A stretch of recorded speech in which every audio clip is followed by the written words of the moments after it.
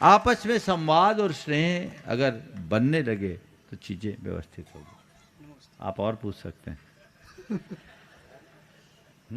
एक अच्छे वक्ता को और एक अच्छे साधक को और एक अच्छे लेखक को, तीनों के लिए एक कोई ऐसे विशेष सूत्र जो इन तीनों के लिए एक सूत्र जो काम आ जाए, क्योंकि वक्ता, लेखक और साधक, इन तीनों के लिए कोई एक आपका ऐसा सूत्र जो उनके व्यक्तित्व को दिनोत्तर दिन वृद्धि दे। नमोस्तु। बहुत अच्छा सवाल किया। वक्ता, लेखक और साधक, तीनों को आगे बढ़ाने के लिए कोई सूत्र चाहते हैं। मैं कोई सूत्र नहीं देता, जो अनुभव मैंने किया है और जिसके बल पर मैं जीता रहा हूँ वो आप सबको बताना चाहूँगा।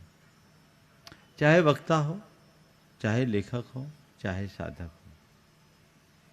सबसे पहला उसका लक्ष्य ये होना चाहिए कि मैं एक साधक हूँ, प्रभावक नहीं। जो कार्य भी करे स्वांतः सुखाय करे। स्वांतः सुखाय करेंगे तो हमारा प्रवचन भी हमारी साधना का हिस्सा होगा और हमारा लेखन भी हमारी साधना बन जाएगी। हमें अलग से साधना करने की जरूरत नहीं पड़ेगी। मैं ये नहीं मानता कि साधक होने का मतलब माला लेकर बैठना ही है। दीवार की तरफ मुंह करके बैठने वाला ही साधक है। मेरी दृष्टि में सच्चा साधक वो है जो हर स्थिति में प्रसन्न रह करके जीने का आदी और अभ्यासी है। चाहे वो प्रवचन कर रहा हो तो भी साधना कर रहा है, और लेखन कर रहा है तो साधना कर रहा है, लोगों से बातें कर रहा है तो भी साधना कर रहा है, वो साधक।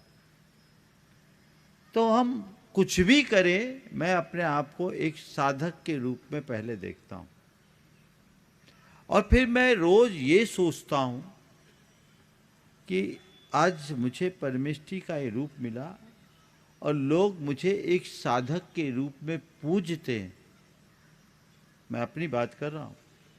लोग मुझे जिस रूप में पूजते हैं वैसा मैं हूं या नहीं, मैं अपने अंतर में उतर करके रोज देखता हूं और हमेशा कोशिश करता हूं कि मेरे भीतर जो मूर्ति मेरे गुरु ने गढ़ी है वो अभंग बनी रहे, सुरक्षित बनी रहे।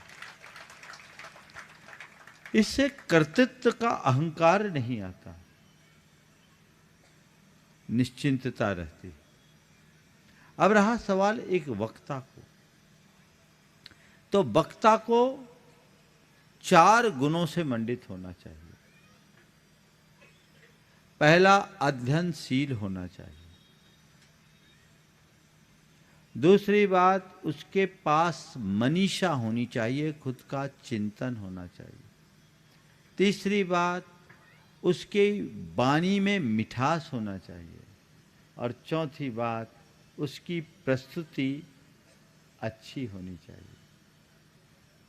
अध्ययनशीलता से हमारे पास पर्याप्त सूचनाएं होती और अपनी खुद की मनीषा और मेधा से हम उसे और परिष्कृत करते।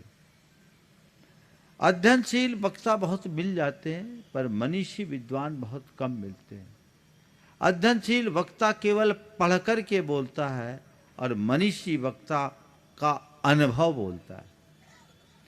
अध्ययन से जो ज्ञान हमें मिलता है, अनुभव से अर्जित ज्ञान उससे कई गुना ऊंचा होता है। अनुभव धीरे धीरे आता है और इसके लिए व्यक्ति को जिज्ञासु बने रहना चाहिए। एक साधारण व्यक्ति से भी बातचीत करे तो उसकी अच्छी बात को ग्रहण करने का प्रयास करना चाहिए। मैंने हमेशा इस बात को ध्यान में रखा। प्रस्तुति अच्छी होनी चाहिए, वाणी में मिठास होना चाहिए। एक अच्छे वक्ता को आलोचनात्मक बातों से बचना चाहिए। विवादास्पद मुद्दे को बिल्कुल छूना ही नहीं चाहिए। आलोचना की उम्र नहीं होती और विवाद का कोई सुपरिणाम नहीं होता। इनसे एक तरफ हो जाओ और कोशिश करनी चाहिए अपने आवेग और संवेग को यथासंभव नियंत्रित करने की। हालांकि मैं बोल रहा हूँ ये चीज़ें धीरे धीरे अनुभव से आती है। नहीं तो आप ही मेरे पुराने वीडियो निकाल के मुझे ट्रोल करने लगो कि महाराज आप बोल रहे आप क्या कर।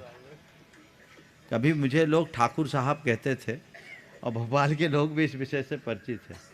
तो ये चीज़ें हैं, लेकिन चीज़ें मैं इतना अनुभव करता हूँ, आज बोल सकता हूँ कि काले बाल और सफ़ेद बाल में बहुत अंतर होते हैं।